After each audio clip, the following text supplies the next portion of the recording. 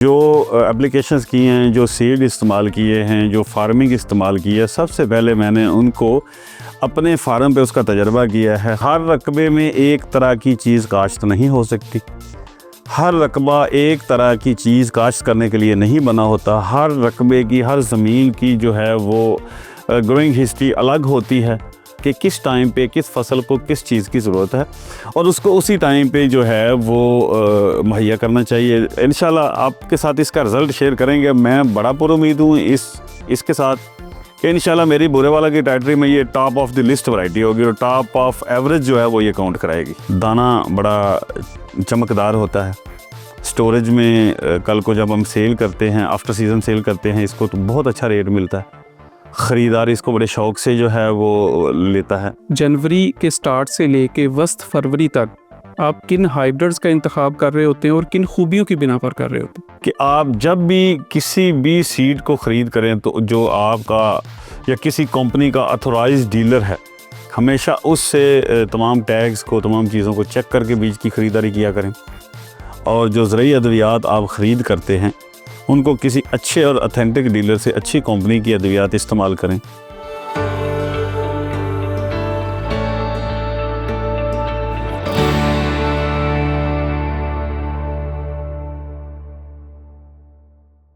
अस्सलामुअलैकुम नाजरीन, Pioneer corn कहानी में खुश आमदीद। मैं हूं आपका मेज़बान खालिद रहमान। हाजिर हैं पायनियर कॉर्न कहानी की नई एपिसोड नए मेहमान के साथ। आज हमारे साथ एक प्रोग्रेसिव और विजनरी काश्तकार मौजूद हैं जिन्होंने नई टेक्नोलॉजी, जदीद तरीक़ा काश्तकारी और बेहतरीन पैदावारी अवामिल को अमली तौर पर अपनाते हुए ना सिर्फ अपनी पैदावार में इजाफ़ा किया बल्कि उसमें मुसलसल बेहतरी ला रहे हैं। इलाका के बहुत सारे ज़िम्मेदार इनकी मुस्तकिल कामयाबी की बदौलत इनको फॉलो कर रहे होते हैं। आज हम इनसे जानेंगे कि जदीद सोच, नई टेक्नोलॉजी और जदीद तरीक़ा काश्तकारी की बदौलत ये किस तरह से अपनी पैदावार को बेहतर बना रहे हैं। आएँ आपकी मुलाकात करवाते हैं जनाब अजमल चट्ठा साहब से। अस्सलाम वालेकुम जी। सबसे पहले बहुत शुक्रिया, आपने हमें जो है वो कौटिवा के प्रोग्राम कौन कहानी में मदऊ किया। हम आपके शुक्रगुज़ार हैं। मेरा नाम मोहम्मद अजमल एजाज़ है। चट्ठा फैमिली से बिलोंग करता हूँ। डिस्ट्रिक्ट मेरा बिहाड़ी है और बुरेवाला के गांव 543 ईबी से मेरा ताल्लुक़ है और मैं तकरीबन 100 एकड़ का मेरा ज़िम्मेदार है जी जो मैं करता हूँ। हम सोशल मीडिया यूज़ करते हैं तो सोशल मीडिया पे ना जी आपका एक प्रोग्राम चलता है कौटिवा के पेज, उसको हमने ख़ुद भी फॉलो किया हुआ है और काफ़ी सारे फार्मर्स को भी हम उसके बारे में बताते भी हैं, फॉलो भी करवाते और दिखाते भी हैं। चूँकि हमारा जो इलाका है वो अभी थोड़ा मतलब देहाती है, जनूबी पंजाब, साउथ पंजाब जो है, तो वो प्रोग्राम मैं मतलब बाकायदगी के साथ देखता हूँ और फार्मर्स को जो उनकी राय होती है या जो वो प्रोग्राम में आप उनके साथ सवाल जवाब करते हैं वो बड़े इन्फॉर्मेटिव होते हैं। हम उनको बड़े शौक़ से देखते हैं और अपने जो मेरे गांव के या मेरे इर्द गिर्द के फार्मर हैं उनको दिखाते भी हैं और उसके साथ जो है उनको बताते हैं कि ये देखें ये हमारे जो मतलब हमारे इलाके के, हमारे एरिया के जो अच्छे फार्मर हैं ना, उसमें वो अपनी रुदाद, अपनी आबीतियाँ, अपने तजर्बात, ये सारी चीज़ें बताते हैं और उसकी वजह से बहुत जो है ना वो मेरे ख्याल में हमें या हमारे फार्मर्स को उस सोशल मीडिया आपके पेज का, उस आपके अकाउंट का या आपकी वो जितनी भी ये कौन कहानी है इसमें फार्मर्स की रुदाद है, वो सुन के हमें बड़ा अच्छा भी लगता है, बेनिफिट भी मिलता है। और मेरे ख़्याल में वो प्रोग्राम जो है वो हमारे काश्तकारों की जिद्दत के लिए या उनकी जो एवरेज है या ये सारी चीज़ें हैं उनको बढ़ाने में वो बड़ा मावन साबित हो रहा है। उसके लिए हम आपके ख्याल से शुक्रगुज़ार भी हैं कि आप उसमें बड़े अच्छे अच्छे सवालात करते हैं, अच्छी अच्छी चीज़ें हम तक पहुँचाते हैं। जो लोग मतलब यहाँ पे आके तजर्बात नहीं सीख सकते, वो अपने घर बैठे सोशल मीडिया पे या मोबाइल पे इन सारी चीज़ों को सीखते हैं। तजर्बात जो बड़े फार्मर्स हैं उनके तजर्बात से फ़ायदा उठाते हैं। तो मेरे ख्याल में ये बहुत ज़्यादा इन्फॉर्मेटिव है, बहुत ज़्यादा अच्छा प्रोग्राम है और इसको मज़ीद आपको जो है ना वो बढ़ाना भी चाहिए और इसमें जो है वो हर लेवल के जो सवालात या कोई परेशानियां हैं फार्मर्स की, उनको हाईलाइट करना चाहिए। चट्ठा साहब आपका बहुत शुक्रिया। बेसिकली हमारा मकसद भी यही होता है कि जो भी प्रोग्रेसिव ग्रोअर यहाँ पे आता है वो अपने तजर्बात जो शेयर कर रहा होता है, उससे मकसद हमारा ये होता है कि हमारे ज़िम्मेदार भाइयों की रहनुमाई हो, वो गाइडेंस ले सकें और उससे जो है उनकी पैदावार बेहतर आ सके। बिल्कुल, आपकी बात क़ाबिल मज़ाह है, आप दुरुस्त फरमा रहे हैं। ये वो फार्मर्स जो होते हैं जिनके अपनी आप बीती अपने तजर्बात होते हैं, जो उन्होंने ख़ुद किए होते हैं अपने हाथों से या अपनी निगरानी में किए करवाए होते हैं ना जी, ये तजर्बात या ये सारी चीज़ें। तो वो जब छोटा फार्मर देखता है, छोटा किसान उनको देखता है, अडॉप्ट करता है, तो लामहला सी बात है वो उनमें से अगर सारी एप्लीकेशन या सारी चीज़ें नहीं भी अडॉप्ट कर सकता तो उसमें से वो 50% ज़रूर करता है। तो उसको बहुत ज़्यादा इसमें जो है ना वो अफादियत मिलती है, फ़ायदा मिलता है जी उसका, और इस प्रोग्राम को मेरे ख्याल में जारी रहना चाहिए। चट्टा साहब, हर कामयाब काश्तकार के इब्तदाई दौर में कुछ ना कुछ मुश्किलात ज़रूर आती हैं। आपने जब काश्तकारी को शुरू किया, उसमें शुरू में कोई ना कोई मुश्किलात आई होंगी। वो मुश्किलात कौन सी थीं और उन मुश्किलात को आपने कैसे ख़त्म किया? अच्छा, बिल्कुल। ये जो काश्तकारी जब मतलब स्टार्ट करता है या काश्तकारी है, इसमें इब्तदाई तौर पे बहुत सारे मसाइल और प्रॉब्लम्स या मसाइल का सामना करना पड़ता है जी। मेरी जो काश्तकारी है उसमें सबसे पहले जो मुझे मसाइल थे वो एक तो लेबर के इश्यूज़ थे। सबसे पहले जब हमने ज़मींदारा स्टार्ट किया तो बहुत सारी चीज़ें ऐसी थी, लेबर मसाइल थे। काश्त के टाइम पे, सोइंग के टाइम पे, उसको मतलब जब हार्वेस्टिंग के टाइम पे लेबर नहीं मिलती थी तो बड़े नुकसानात होते थे। उसके लिए हमने जदीद जो है वो मशीनरी का इस्तेमाल शुरू किया। सोइंग के लिए, हार्वेस्टिंग के लिए हर तरह की मशीनरी जो है वो उसको हमने अवेल किया, मार्केट में दस्तयाब है। एक तो ये है जी। दूसरे नंबर पे जो जदीद तरीका काश्तकारी है उसको हमने अपनाया जी। हर काश्तकार के लिए जो वो मसाइल होते हैं ना जी, वो बहुत ज़्यादा मतलब आते हैं उसकी लाइफ में या उसकी फील्ड हिस्ट्री में, कि जिसके लिए इंसान को जदीद तरीका काश्तकारी की तरफ जो है ना वो जाना पड़ता है। अगर रवायती या दकियानूसी तरीके से हम पुराने तरीक़ों से हम ज़मींदारा या ज़राअत करेंगे तो वो बजाय फ़ायदे के नुकसान की तरफ जाएगी। आम फार्मर जो हमारा होता है ना जी, वो एक बिना देखे या बिना जज किए भी मेरे फार्म पे कौन सी चीज़ या मेरे रकबे पे कौन सी चीज़ जो है वो मुझे फ़ायदा मंद होगी, वो लकीर के फ़कीर होने के नाते वो जो सुनी सुनाई बातों पे भी फ़लाँ बंदे ने ये चीज़ काश्त की है, फ़लाँ बंदे ने ये चीज़ का, सुनी सुनाई बातों पे तकलीद करके ना वो मार्केट से कुछ चीज़ें ले आते हैं। मार्केट से बीज, सीड या कोई इस तरह की चीज़ें ला के उनको जो है ना वो तजर्बा शुरू कर देते हैं। सर, मैंने जो चीज़ भी है वो सबसे पहले मैंने अपने फार्म पे उनको काश्त करके अडॉप्ट किया। अपने फार्म पे अपने तजर्बात, पहले अपनी ज़मीन के मुआयने, उनमें क्या चीज़ सूटेबल है, उसकी पीएच किस लेवल की है, या हमारे रकबे में कौन सी चीज़ जो है वो बेहतर तरीके से ग्रो कर सकती है। यानी जो भी इनपुट्स आप इस्तेमाल कर रहे हैं वो अपने फार्म के एक्सपीरियंस बेस पे कर रहे हैं? बिल्कुल सर, मैंने जो चीज़ें भी जो एप्लीकेशंस की हैं, जो सीड इस्तेमाल किए हैं, जो फार्मिंग इस्तेमाल की है, सबसे पहले मैंने उनको अपने फार्म पे उसका तजर्बा किया है, ख़ुद उसको काश्त किया है, ख़ुद उसकी निगरानी की है। और उसमें बाज़ दफ़ा मतलब कुछ चीज़ें मिसिंग भी हुई हैं, उनके नुकसानात भी हुए, लेकिन अल्हम्दुलिल्लाह हम उन सारे तजर्बात में अब कामयाब हो चुके हैं। अब हमें पता है हमारे कौन से फील्ड में कौन सी चीज़ बेस्ट है, कौन से रकबे में। हर रकबे में एक तरह की चीज़ काश्त नहीं हो सकती। हर रकबा एक तरह की चीज़ काश्त करने के लिए नहीं बना होता। हर रकबे की, हर ज़मीन की जो है वो ग्रोइंग हिस्ट्री अलग होती है। तो हम सबसे पहले जो है ना, मैं अपने फार्मर्स को भी मतलब इस तजर्बे की रोशनी में ये बताऊंगा, कोई भी चीज़ अगर आप काश्त करते हैं तो सबसे पहले ये देखें कि ये हमारी ज़मीन के काबिल है। क्या हम इसको इस जगह पे काश्त करके इस एप्लीकेशन के तहत ये फर्टिलाइज़र या ये पेस्टिसाइड इस्तेमाल करके तो क्या हम इससे एक अच्छी फसल ले सकते हैं। तो हर फसल को उसकी स्टेजेस के मुताबिक उसकी साइंस को समझना चाहिए। मैं अपने मतलब मेरा तजर्बा ये है, उसकी स्टेज पे उसको जो पैदावारी चीज़ें हैं वो उस स्टेज पे मुहैया करनी चाहिए। हर फसल की केमिस्ट्री, हर फसल की जो पैदावारी कैपेसिटी है वो एक दूसरे से अलग होती है। तो सबसे पहले जो है वो इन चीज़ों को मद्देनज़र रखना चाहिए कि किस टाइम पे किस फसल को किस चीज़ की ज़रूरत है और उसको उसी टाइम पे जो है वो मुहैया करना चाहिए। उस टाइम पे मतलब टाइम पीरियड में उसको देना चाहिए। तो ये जो चीज़ें हैं ये लामहला सी बात है कि कारोबारी टेक्नोलॉजी या पैदावारी टेक्नोलॉजी जो है उस पर बहुत ज़्यादा अफादियत के हामिल होती हैं। चट्टा साहब, ये आपका बड़ा अहम पॉइंट है क्योंकि हर फसल की क्रिटिकल स्टेजेस मुख्तलिफ होती हैं। बिल्कुल। और हम जो भी इनपुट्स डाल रहे होते हैं वो according to critical stage stages ही डाल रहे होते हैं। बिल्कुल सर, ये बड़ी आपने ज़बरदस्त बात की है। बिल्कुल जी। हर फार्मर को जो है वो हर फसल की पैदावारी टेक्नोलॉजी को समझना चाहिए और उसी हवाले से उसी चीज़ को लेकर उस पे जो जितनी भी चीज़ें हैं वो एप्लीकेबल करनी चाहिए जी सारी। तो मैं मतलब मेरा तजर्बा तो यही है कि जो भी चीज़ है वो आप सुनी सुनाई बातों पे नहीं जाएं, उसको आप अपने फार्म पे अपने रकबे पे सबसे पहले जो है वो तजर्बा करें, उसके बाद जो है वो उसको आगे बढ़ाएं। फर्दर डिसीजन के लिए आसानी हो जाती है। बिल्कुल, फर्दर डिसीजन के लिए आसानी हो जाती है। सर, मकई की अच्छी पैदावार हासिल करने के लिए किन अवामिल को आप बहुत ज़्यादा अहमियत देते हैं? हमारे ज़िम्मेदार भाइयों के साथ वो राज शेयर करें जिनसे आप बेहतर पैदावार हासिल कर रहे हैं।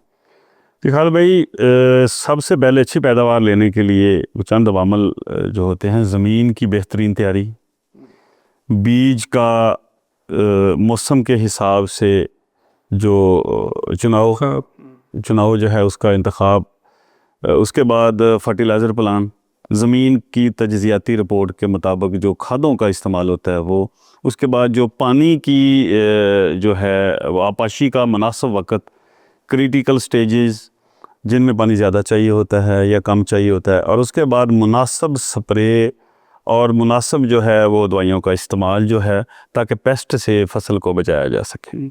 चट्टा साहब, मकई के बीज के इंतखाब को आपने अपनी कामयाबी का अहम राज करार दिया, तो हमारे ज़िम्मेदार भाइयों की रहनुमाई करें कि जनवरी के स्टार्ट से लेके वस्त फरवरी तक आप किन हाइब्रिड्स का इंतखाब कर रहे होते हैं और किन खूबियों की बिना पर कर रहे होते हैं?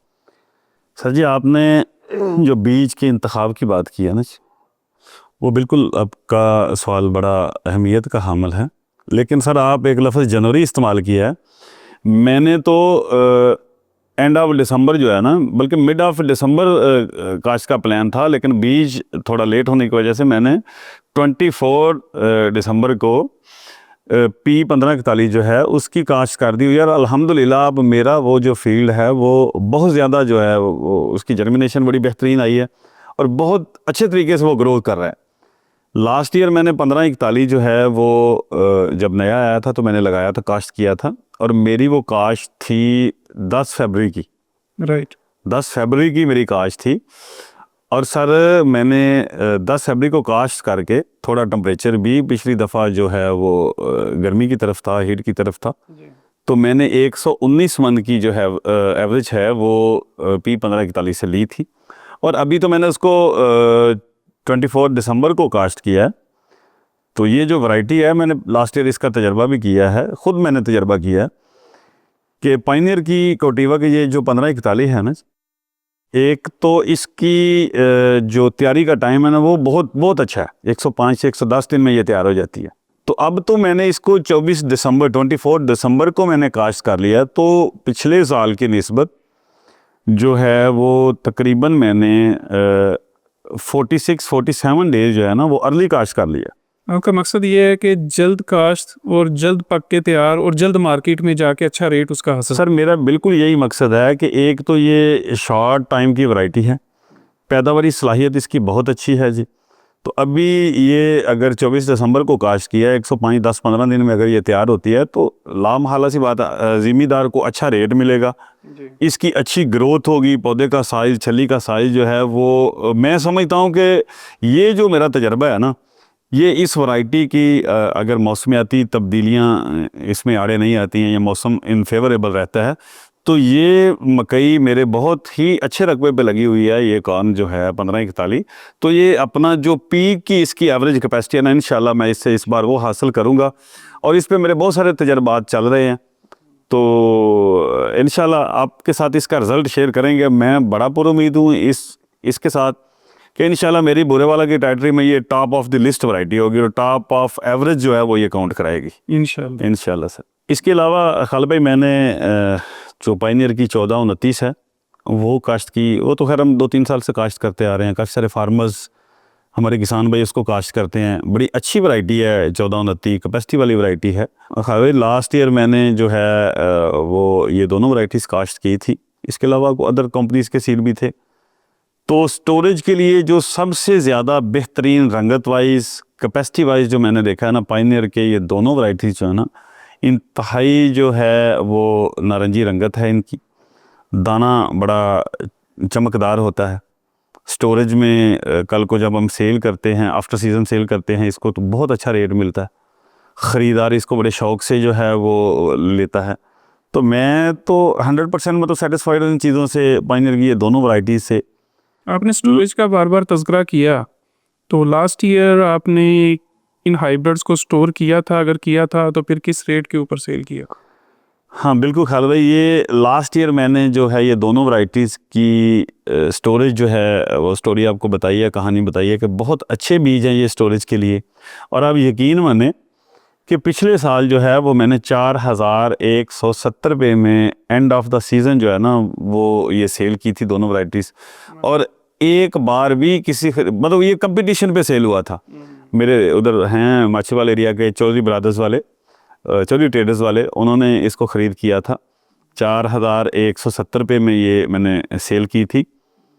तो यकीन करें कि एंड तक भी ये बेहतरीन इसका कलर है, स्टोरेज की बादशाह वैरायटी थी ये।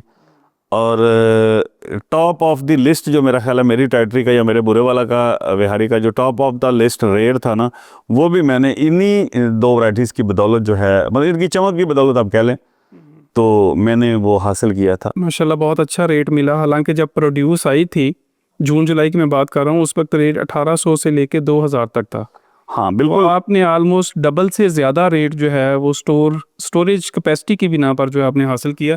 बिल्कुल खालिद भाई, ये जब मार्केट में जब ये सेल शुरू हुई थी ना जी, वो 1800 से लेके 24 तो 2400 2300 तक इसके रेट थे। तो हमने जो है वो इसको स्टोरेज किया था, तो बेहतरीन मतलब इसके डबल रेट हमने जो वो हासिल किए हैं। कोई हमें इसमें स्टोरेज में परेशानी नहीं आई, को ख़राब होने का ख़तरा होता है स्टोरों में, लेकिन अल्हम्दुलिल्लाह ये वैरायटीज़ जो हैं या इनके दाने जो हैं, इन्होंने हमें बहुत सारी परेशानियों से बचाए रखा कि बार बार उसको बाहर निकालें, धूप लगाएं, ये मसाइल हमें नहीं मतलब फ़ेस करने पड़े जी।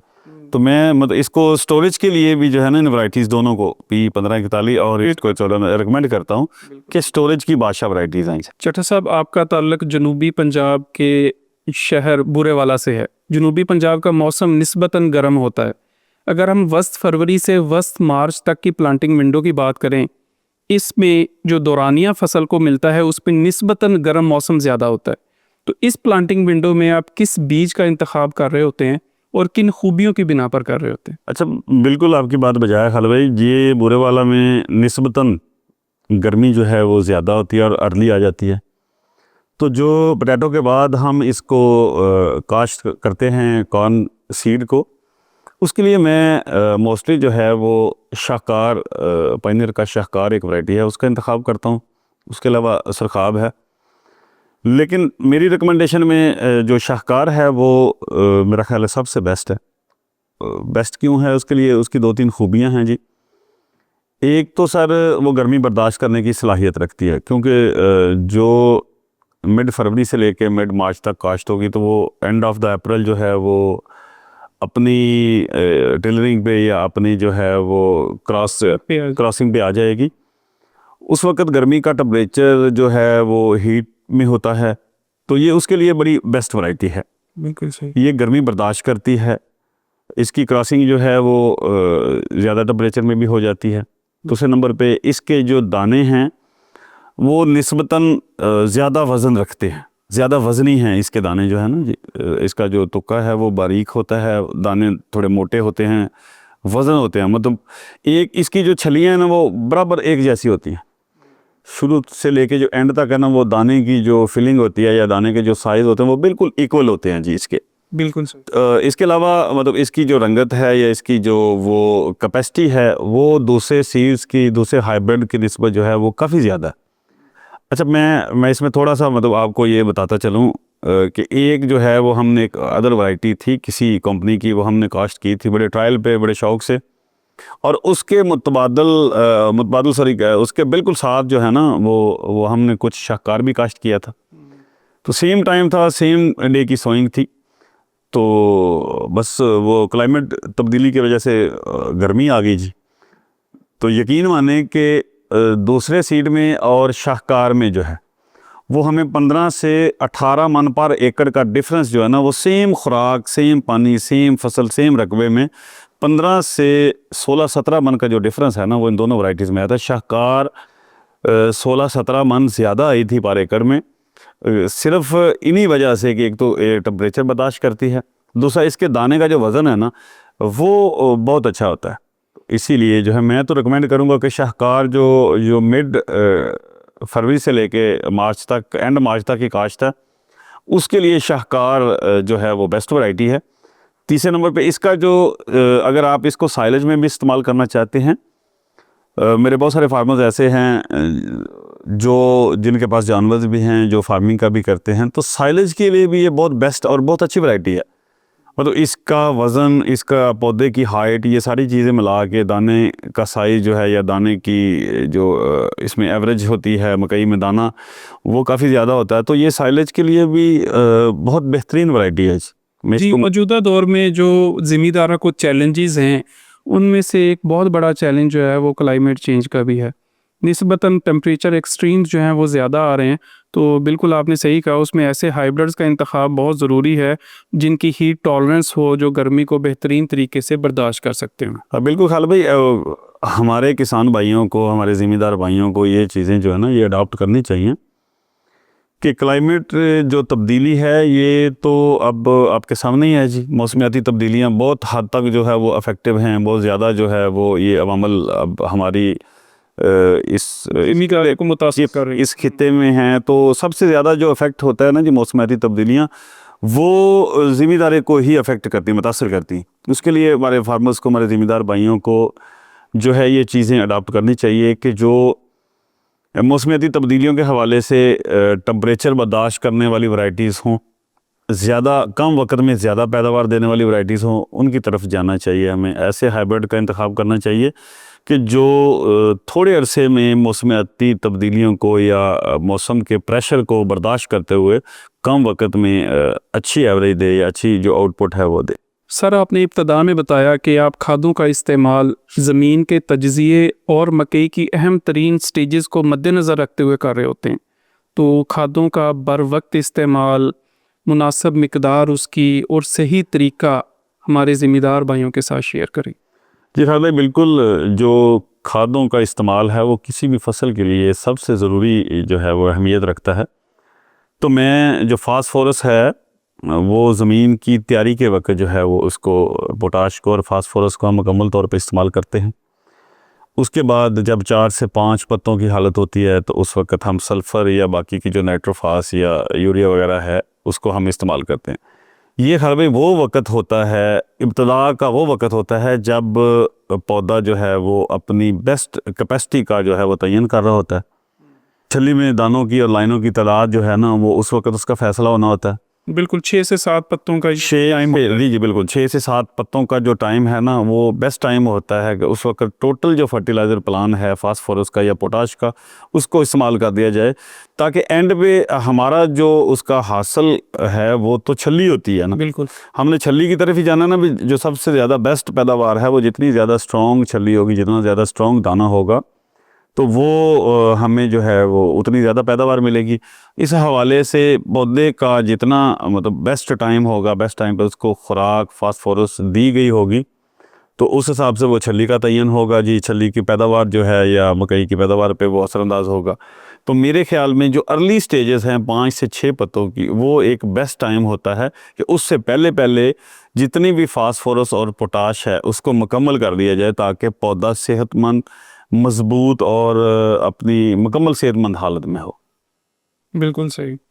इसके अलावा आप नाइट्रोजन खादों का इस्तेमाल किस वक्त कर रहे होते हैं और कितनी मिकदार में कर रहे होते तो दूसरा खालिद भाई जो नाइट्रोजन के हवाले से आपने पूछा, देखिए 5 से 6 पत्तों की जो हालत होती है वो बेस्ट टाइम होता है नाइट्रोजन के इस्तेमाल का।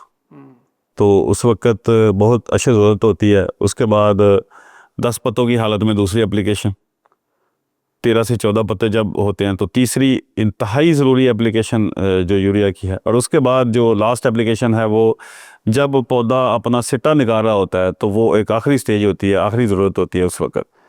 वैसे यूरिया के हवाले से मैं एक मतलब आपके साथ बात जो है वो शेयर करता चलूँ कि उस वक्त 6 पत्तों से लेके जो पौधे को अर्ली खुराक इतनी दी होती है तब नाइट्रोजन स्टार्टिंग होती है, तो वो एक ऐसा टाइम होता है कि तब पौधा इंतहाई तेज़ी के साथ ग्रोथ कर रहा होता है। तो मेरे ख्याल में जो है वो बहुत शॉर्ट टाइम होता है उसमें यूरिया के इस्तेमाल का। तो जो हर पानी होता है तब मौसम में पानी भी मतलब 7-8 दिन के बाद जो है वो दिया जाता है फसल को।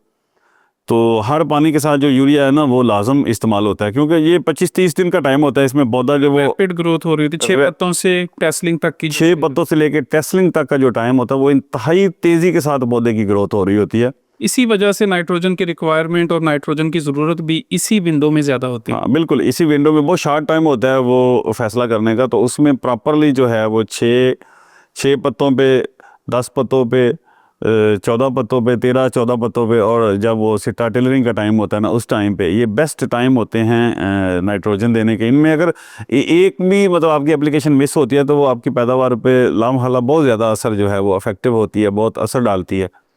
तो मेरे ख्याल में जो यूरिया की एप्लीकेशंस हैं वो जैसे बीज का इंतखाब, फास्फोरस का बरवक़्त देना, और ये नाइट्रोजन, ये चीज़ें जो हैं वो अच्छी फसल, अच्छी पैदावार लेने के लिए बहुत ज़रूरी, इंतहाई अहमियत के हामिल हैं। जी बिल्कुल, आपने बताया कि कम से कम जो है 4 बैग यूरिया जो है अच्छी पैदावार हासिल करने के लिए ज़रूरी हैं। और उसमें ये भी है कि ये 4 बैग जब आप लगा रहे होते हैं, ख़ासतौर पर आखिरी बैग आप टेस्लिंग स्टेज के ऊपर लगा रहे होते हैं, उससे होता ये है कि दाना बनने के दौरान भी 30% नाइट्रोजन की ज़रूरत होती है दाना बनने के दौरान। तो ये जो आखिरी बैग आपने टेस्लिंग स्टेज पे लगाया होता है, यही उस वक्त दाना बनने के दौरान जो ज़रूरत होती है उसको पूरा कर रहा हो। बिल्कुल खालिद भाई, ये जो टेस्लिंग का ये आखिरी टाइम होता है ना, इसमें आपने बजा फरमाया कि 30% जो है वो पौधे को उस वक्त नाइट्रोजन की अहम ज़रूरत होती है। तो उस वक्त जो पैदावार है वो बढ़ाने के लिए, पौधे की मुकम्मल जो टॉप ऑफ द कैपेसिटी जो इसकी एवरेज का लेवल है उसको लेने के लिए, हासिल करने के लिए, तो ये बर वक्त ये यूरिया का इस्तेमाल और एंड पे टिलरिंग के टाइम पे जो नाइट्रोजन का इस्तेमाल है वो बहुत ज़रूरी है। सर, मकई की अच्छी पैदावार हासिल करने के लिए बर वक्त और मुनासिब आपाशी बड़ी कलीदी अहमियत की हामिल है। इस हवाले से ज़िम्मेदार भाइयों को अपने तजर्बा की रोशनी में रहनुमाई करें।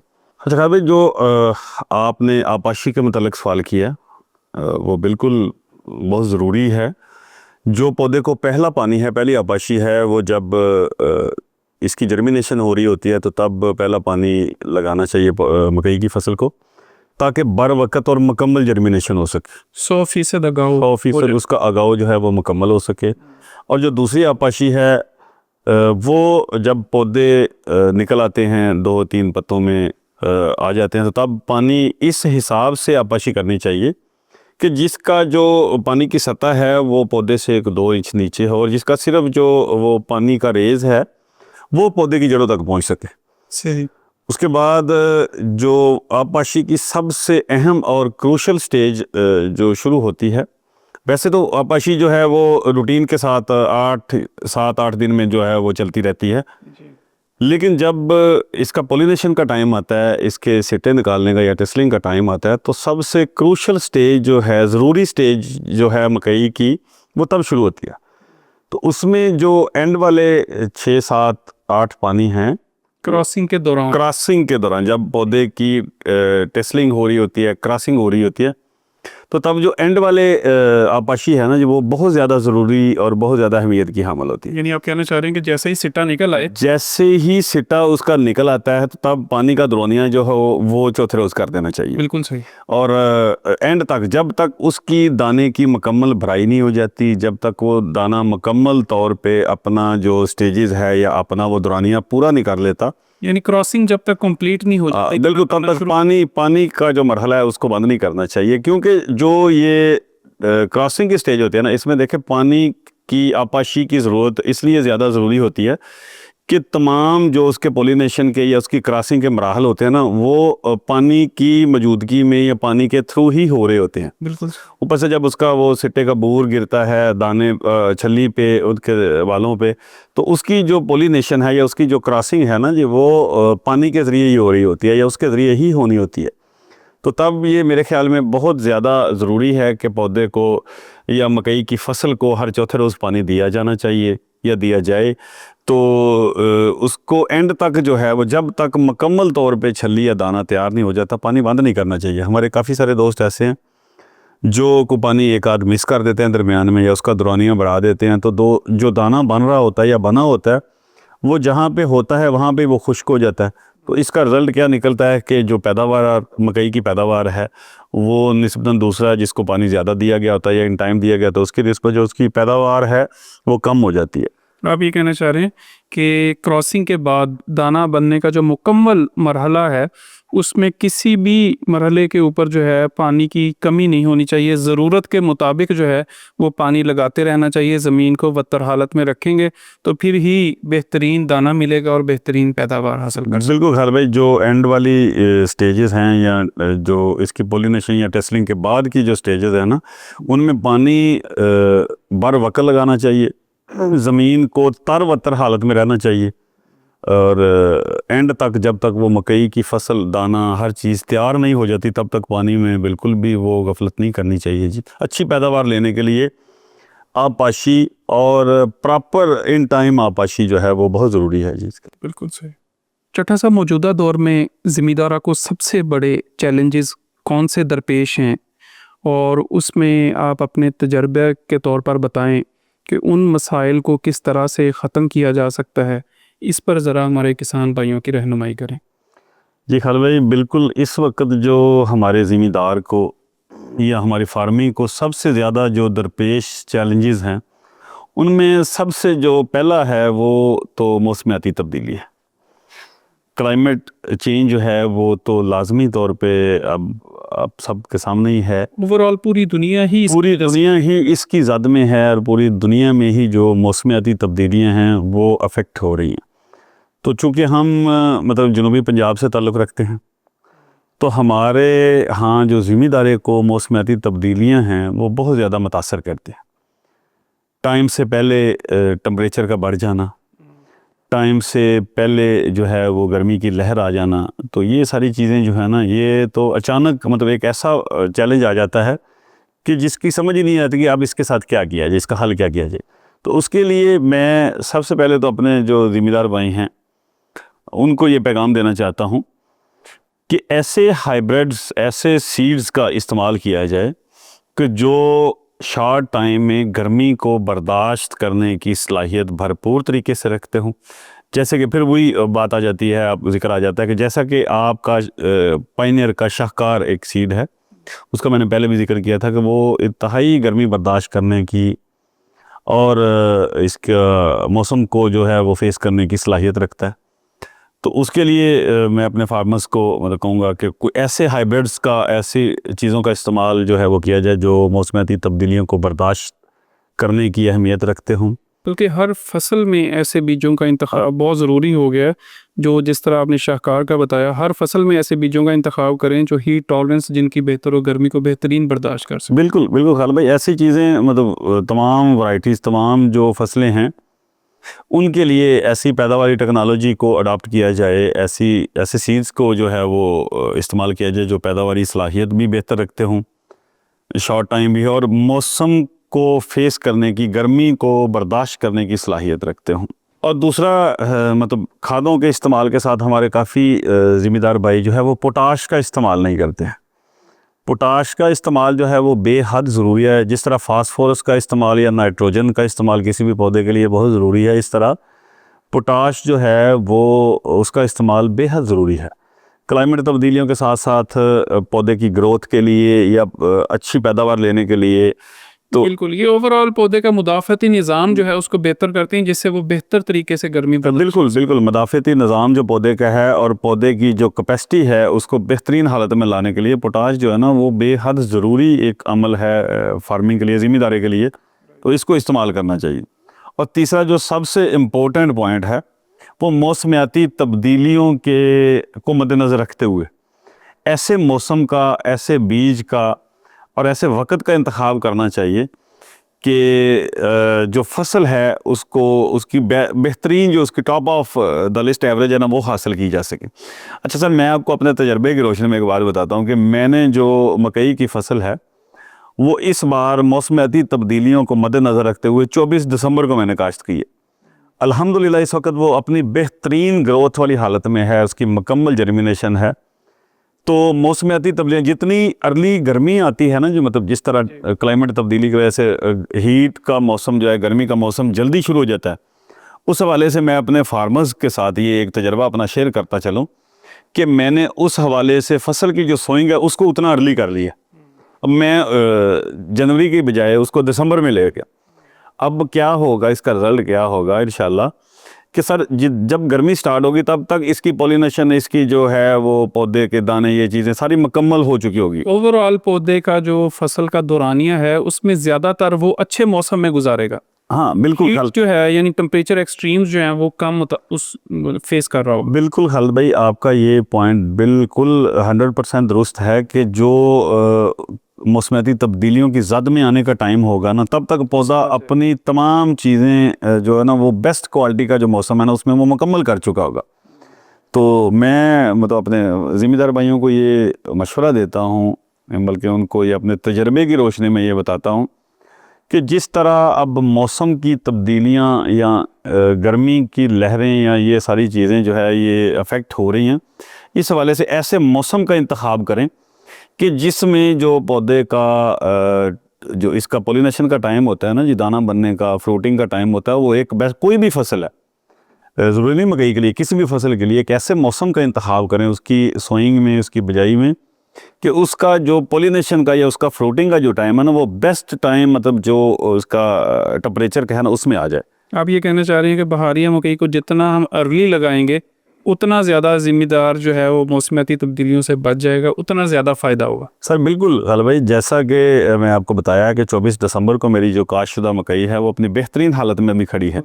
तो जिन मेरे फार्मर्स दोस्तों ने 10 जनवरी से पहले मकई काश्त की है, देखिए ये एक तजर्बा ही है ना जी। तो जिन दोस्तों ने मतलब वो काश्त किया, और इंशाल्लाह ये आपको उनके रिजल्ट मिलेंगे कि वो अपनी टॉप ऑफ जो क्वांटिटी है वो एवरेज हासिल करेंगे। अच्छा, दूसरा खालिद भाई इसका पॉइंट ये है, जो ज़िम्मेदारों को प्रॉब्लम्स हैं वो एक तो नई टेक्नोलॉजी का फुकदान है। जैसा कि ये मकई का प्लांटर आपके सामने मतलब है कि हमारे यहाँ पहली बात तो यह है कि टेक्नोलॉजी इतनी जदीद अभी तक आई नहीं है। अगर आई भी है तो हमारे पास उसकी जो है वो अवेलेबिलिटी नहीं है, बहुत कम लोगों तक उसकी अवेलेबिलिटी है। तो टेक्नोलॉजी का काफ़ी ज़्यादा जो फुकदान है हमारे पास वो अभी है। इसका दरपेश चैलेंजेस में से एक चैलेंज ये भी है। उसके अलावा जो इससे अगला ऑप्शन है वो ज़िम्मेदारों को जो अच्छी और मियारी अद्वियात हैं उनका इस्तेमाल या उनका दस्तयाबी जो है वो नहीं है। गैर मियारी बीज, गैर मियारी अद्वियात, नॉन डीलर्स जो हैं उनसे बीज की अद्वियात की ख़रीदारी, ये हमारे फार्मर्स के लिए सबसे बड़ा मसला ये भी है। बल्कि हमारी मार्केट का ही इस पॉइंट को मैं ज़्यादा हाईलाइट करता हूँ इसलिए कि देखिए मैं मतलब फार्मर्स एसोसिएशन के साथ भी रिलेटेड हूँ। हमें ये चीज़ें बहुत ज़्यादा मार्केट में देखने को, सुनने को, बल्कि प्रैक्टिकली भी मिलती हैं कि गैर मियारी सीड जो हैं वो मिलते हैं मार्केट में, गैर मियारी अद्वियात जो हैं वो हमारे फार्मर्स को मिलती हैं, जिसकी वजह से पैदावारी लागत तो उतनी होती है लेकिन उनके रिज़ल्ट जो हैं वो हमें अच्छे नहीं मिलते हैं। तो मैं अपने फार्मर्स को ये मतलब मशवरा देता हूँ, ये बताता हूँ कि आप जब भी किसी भी सीड को ख़रीद करें तो जो आपका या किसी कंपनी का अथोराइज्ड डीलर है, हमेशा उससे तमाम टैग्स को, तमाम चीज़ों को चेक करके बीज की ख़रीदारी किया करें। और जो ज़रूरी अद्वियात आप ख़रीद करते हैं उनको किसी अच्छे और ऑथेंटिक डीलर से, अच्छी कंपनी की अद्वियात इस्तेमाल करें। तो उसके अलावा जो है एक सबसे जो एंड पे जो मसला है फार्मर्स को कि उसके पास जो माशी बदहाली और पैदावारी लागत जो है उनको इस्तेमाल करने का या उनको अडाप्ट करने का जो है वो बहुत ज़्यादा फुकदान है। हमारे फार्मर्स के पास इतना सरमाया नहीं है कि वो एक फ़सल को रोक के अगली फ़सल पे जो है वो नेट खर्चा कर सके। क्योंकि फार्मर ने जो फसल उसकी जब फसल आती है तो उस वक़्त वो 100 चीज़ें उसके माइंड में चल रही होती हैं कि नेक्स्ट बीज की ख़रीदारी करनी है, नेक्स्ट हमने खाद की ख़रीदारी करनी है। आपने देखा होगा ये मार्केट में जब भी फसल की सोइंग का टाइम आता है ना तो लवाजमात जो ज़िम्मेदार के हैं वो महंगे हो जाते हैं। बिल्कुल ऐसे। जब फसल तैयार होकर ज़िम्मेदार की मार्केट में जाती है तो उसके रेट गिर जाते हैं। मतलब हमें दो तरह के चैलेंजेस ब्याक वक्त सामना हमारे छोटे फार्मर को, हमारे छोटे ज़िम्मेदार को फेस करने पड़ रहे होते हैं कि जब वो अपनी फसल मार्केट में लेके जाता है उसका रेट नहीं मिलता, तो जब वो कोई चीज़ ख़रीदने जाता है सोइंग के टाइम पे तो वो डबल महंगे दामों में मिलती है उसको। तो इसके लिए मैं मतलब अपने फार्मर से मेरा मशवरा है कि किसानों ज़िम्मेदार भाइयों से कि एक फसल को जो है वो होल्ड कर लें। अपने अंदर इतनी कैपेसिटी पैदा करनी चाहिए ज़िम्मेदार को कि एक फसल को रोक के अच्छे रेट पे, जब उसके रेट, उसकी कीमत, उसका जो है वो ज़र मुबादला अच्छा मिल रहा हो तो तब वो उसको सेल करे। तो किसी भी मार्केट में जो चीज़ें ख़रीद करनी होती हैं उनको कैश पे ख़रीद करें, तो इससे पैदावारी जो आपके लागत है या जो अवामल है ना वो काफ़ी हद तक कम हो जाते हैं। मेरा अपना ज़ाती तजुर्बा है कि मैं हमेशा से जो ये फसल है उसको एक को होल्ड कर रहा है। शुरू में हमें बहुत सारे मसाइल का सामना करना पड़ा, हमने भी ये सारी चीज़ें प्रैक्टिकली फेस की हुई हैं। तो अब हमने कैपेसिटी बिल्ड ही करना पड़ता है। हाँ, अब इनको काफ़ी हद तक हमने खैर जो है ना वो कैपेसिटी बिल्ड की है। हम एक फसल को रोकते हैं, अगली फसल पे ख़र्चा करते हैं। जब मुनासिब कीमतें किसी भी चीज़ की डाउन होती हैं तब उनको ख़रीद के हम रख लेते हैं। फर्टिलाइज़र का है, पेस्टिसाइड का, इन चीज़ों का है, तो उस टाइम पे हम ख़रीद करते हैं जब उनकी कीमतें लो स्टेज पे होती हैं। तो अपनी फसल को उस टाइम पे सेल करते हैं जब उसकी टॉप जो है वो रेट होते हैं। तो मेरा मतलब आपके चैनल के तौर से अपने ज़िम्मेदार भाइयों को ये तो पैगाम भी है कि आप हमेशा किसी अच्छे मियारी डीलर से बीज अद्वियात ख़रीद करें और किसी भी फसल को होल्ड करके सेल करें, उसको रख के आप बेचें ताकि आप कैपेसिटी बिल्ड करें कि एक प्रोड्यूस जो फसल की है उसको रख के अगली फसल जो है उसको प्लांट कर सकें या उसके ऊपर ख़र्चा कर सकें। बिल्कुल और जब मुनासिब टाइम मिले, जब मुनासिब उसकी जो है रेट मिले, उस वक्त आप उसको सेल करें। बिल्कुल खालिद भाई, देखें ये आपने बहुत अच्छी बात की है कि हमारे फार्मर्स को इतनी कैपेसिटी अपने अंदर जो है ना ये अपने पास रखनी चाहिए। एक फसल को होल्ड करके अगली फसल की मुकम्मल बजाई, उसकी काश्त, उसका ख़र्चा जो वो करने की सलाहियत रखते हूँ। मैंने आपको पहले भी एक सवाल के जवाब में बताया था कि मैंने अपनी मकई 4170 रुपये के हिसाब से सेल की। देखिए 2200 या 2300 रुपये रेट मिलना और उसको 4200 रेट मिलना, डबल रेट, मतलब डबल रेट है। तो तब मतलब वो अब देखें, आप ये समझें कि उसकी पैदावार ही डबल हो गई है। बिल्कुल। तो ये चीज़ें ना, ये किसान के, छोटे किसान के, बड़े किसान के, सबके प्रॉफिट में ये चीज़ें जाती हैं।